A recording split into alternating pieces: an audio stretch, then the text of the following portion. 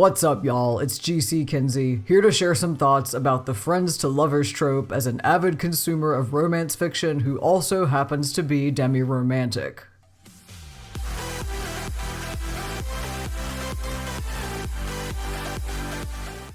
Friends to lovers is a popular trope in romance fiction, which I know because I binge tons of romantic TV shows and movies and comics and sometimes novels if they're gay, and also an embarrassing amount of fanfiction. Heck, I even write romantic fanfiction. And I have always gravitated toward the friends to lovers trope in all its forms. Childhood friends to lovers is especially cute, enemies to friends to lovers is especially spicy, friends to enemies to lovers is god tier, and the slower the burn, the better.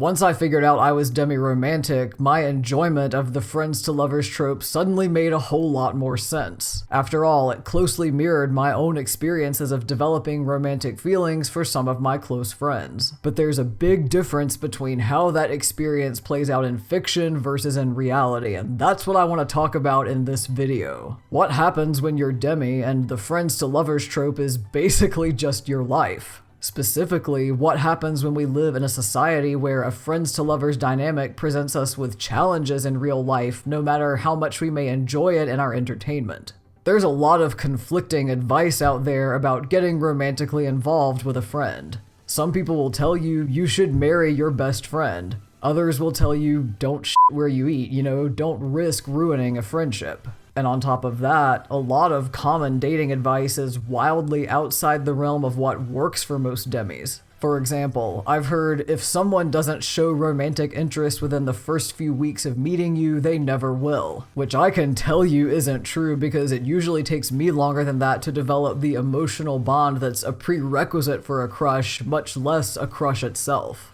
I've heard don't get to know someone too well before you date them or else it ruins the mystery, which I simply can't wrap my demi-romantic brain around. I'm not gonna date someone I don't have romantic feelings for, and there's zero chance I'll have romantic feelings if I don't know them well enough. And I've heard if you're in the friend zone, you're screwed, which...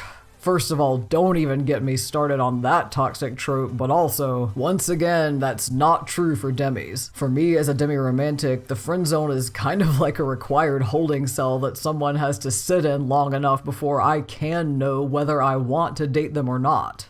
Aside from all this dating advice, there's also dating culture. And in dating culture, there's a long history of matchmaking, which is sort of like the inverse of the friends to lovers trope, right? Instead of making a friend and later falling in love with them, you make a romantic partnership and then, hopefully, if all goes well, you eventually fall in love with and become friends with your partner. Historically, we've seen matchmaking happen through arranged marriages for political or financial or social reasons, through blind dates, through letting our friends and family members set us up with someone they think we like, and more recently, we've seen people take the reins on matchmaking for themselves, whether it's through personal ads, matchmaking services, speed dating events, or online dating profiles. And online dating is something I find especially fascinating because of how much it's reshaped the entire landscape of dating culture. The first modern dating site, Kiss.com, launched in 1994, 30 years ago as of the time I'm filming this. And online dating exploded from there with more sites and later apps like Match, eHarmony, OkCupid, Plenty of Fish, Tinder, Bumble, you name it.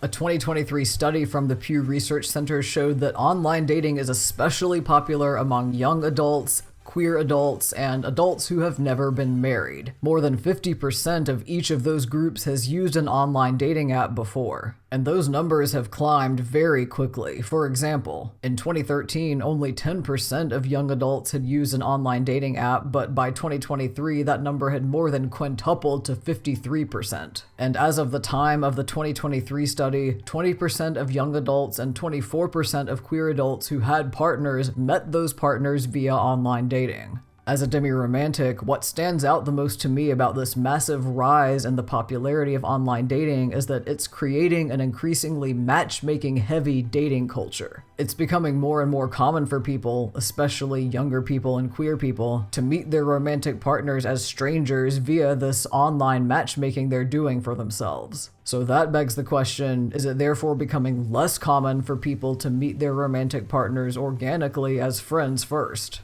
That question is harder to answer with data. A 2021 study out of the University of Victoria actually suggests that the opposite is true, that about 68% of people met their romantic partners as platonic friends first, and that number might be even higher, up to 85% for young and queer adults. But the sample size for that study was small and limited to college students and crowdsourced adults, and it wasn't exactly clear how friends first was defined or how much the results took into account changes in dating patterns due to the rise of online dating. But regardless of the actual numbers behind how many romantic partners met by chance as friends first versus how many met via online dating apps, one thing remains very frustrating for demis, which is that a lot of people insist that demi is just normal or that everyone is like that, when clearly everyone is not, because if demi was the norm, if everyone was incapable of feeling sexual or romantic attraction without an emotional bond first, then there's no way online dating or matchmaking in general would be anywhere near as prominent within dating culture as it is.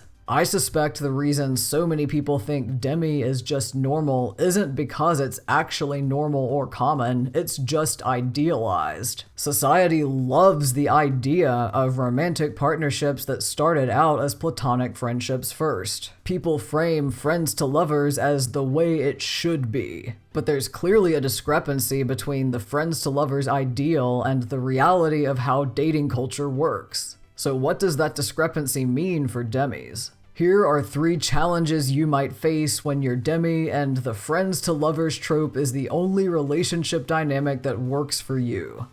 Number 1, having friendships change or end because of your feelings of attraction.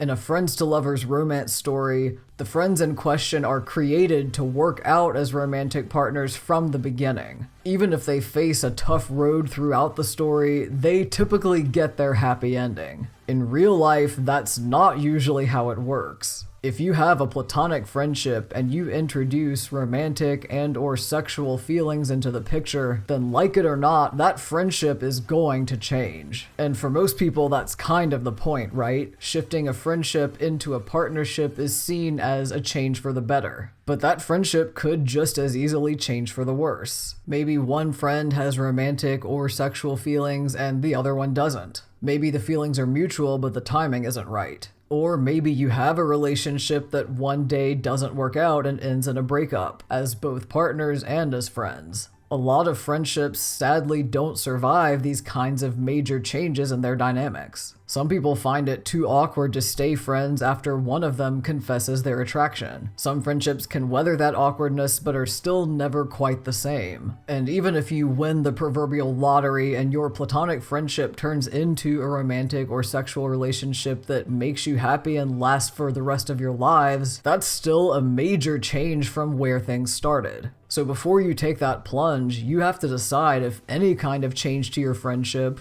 good or bad or somewhere in between, is worth it. Which brings me to the next challenge. Number 2, leaving your feelings of attraction unrequited so you don't put your friendship at risk.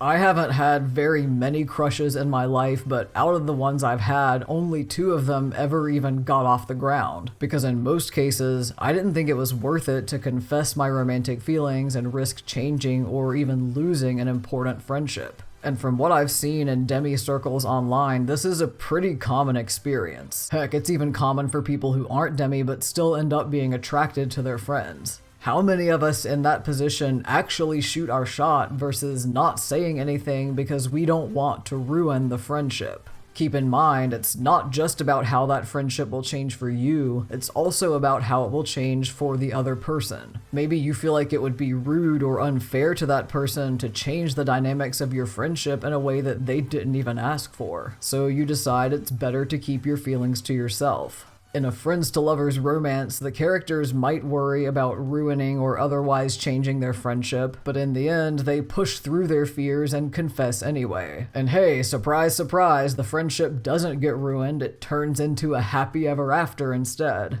Happy endings aren't guaranteed in real life though, so the risk is that much bigger, and I don't think anyone could really blame you for deciding it's not worth the reward. If you do decide it's worth the reward, that brings me to the final challenge on my list. Number 3, confusing potential partners because your orientation doesn't align with theirs. This one might not apply so much to you if you're demi and only seeking out other demis, but that's just not realistic for most of us from a sheer numbers perspective. I don't know what percentage of the overall population is demi. I've seen estimates of 1% for demisexuals and less than 1% for demiromantics, but even if those estimates are low, the actual numbers are probably still pretty small, which means that statistically, most demis will end up engaging with the allonormative, allosexual majority. And when your orientation doesn't work like the majorities, then you might have a harder time dating. Your potential partners will likely be expecting you to feel a way you just don't feel and to behave accordingly. And when you don't, that can lead to misunderstandings. One example of this for me personally is that it takes me longer than average to develop romantic attraction, and therefore I need to take romantic relationships a lot more slowly than the average person. And I've had alloromantics interpret this as a lack of interest or fear of commitment, which couldn't be further from the truth. When I do have a crush, my feelings are very strong and I'm a very committed partner. I just need more time than usual. Another example of this I've faced is what happens when someone asks me how I feel about being in a romantic relationship. And by the time I explain that I'm not looking for one and I generally prefer being single, but if I have romantic feelings for you, and if you feel the same way, and if we're compatible and there aren't any red flags, then yeah, let's go for it. Well, good luck convincing that person I actually want to date them, especially if they're allo. Communicating about our feelings of attraction and what we want out of a relationship is hard enough when our orientation aligns with our potential partners, but when you're demi and trying to date in a largely allo world with an allocentric dating culture, then you're probably going to wind up confusing or alienating more potential partners than not, no matter how clear your communication is. If you've faced any or all of these 3 challenges or different ones because of your demi orientation, then you might understandably have some mixed feelings about the friends to lovers trope in fiction. On the one hand, yes, it's super relatable and that's great. On the other, it can be kind of rough to see a whole fictional genre focused on this idealized portrayal of a relationship dynamic that actually makes your real life harder. In general, I'm a fan of the friends to lovers trope because of its relatability, but how much I enjoy it depends on how I'm relating to it at the time. If I don't have romantic feelings for anyone, if I'm in one of those long stretches of time between crushes that I like to call aerospace, then yes, give me all the friends to lovers romances I can binge because I'm not currently in the middle of my own. But if I do have romantic feelings for someone, the friends to lovers trope tends to leave me feeling more bittersweet because then the relatability factor is too real. Plus, I know my own story will probably end very differently from the one I'm reading and not in a good way. Also, if I were the kind of demi who really wanted a partner and actively sought out a relationship, I think that would further complicate my feelings about the friends to lovers trope. Would I enjoy it less? Would I enjoy it more? There's really no telling. If you're demi, then no matter how you feel about the friends to lovers trope, I think it's important to remember that you're not alone, and you don't have to rely on a trope in romance fiction for something to relate to when there's a whole community of real people out there you could relate to just as much. So connect with other demis, share your experiences and listen to theirs. Chances are you'll find something so much deeper and more impactful than you could ever get out of a fictional story. And with that, now is where I want to turn the conversation over to you. If your orientation is demi in some way, demiromantic, demisexual, etc., then how do you feel about the friends to lovers trope? If you've experienced a friends to lovers dynamic in your real life, how did that play out? What challenges have you faced in dating situations because of your orientation? And whether you're demi or not, what questions do you have about all this? Drop a comment below and let's get a discussion going. You can also reach out to me on other social media. I'm GC Kinsey across all platforms. And while you're here, feel free to check out some of my other videos. I've got more vlogs like this one about my experiences as a queer person, along with cosplay music videos, cosplay tutorials, a whole bunch of cool resources for singers about voice changes on testosterone, and more right here on this channel. So make sure to like and subscribe so you don't miss anything new. And with that, thank you so much for watching. I really appreciate all of your support. I hope this gave you some new things to think about, and I will see you on the next one.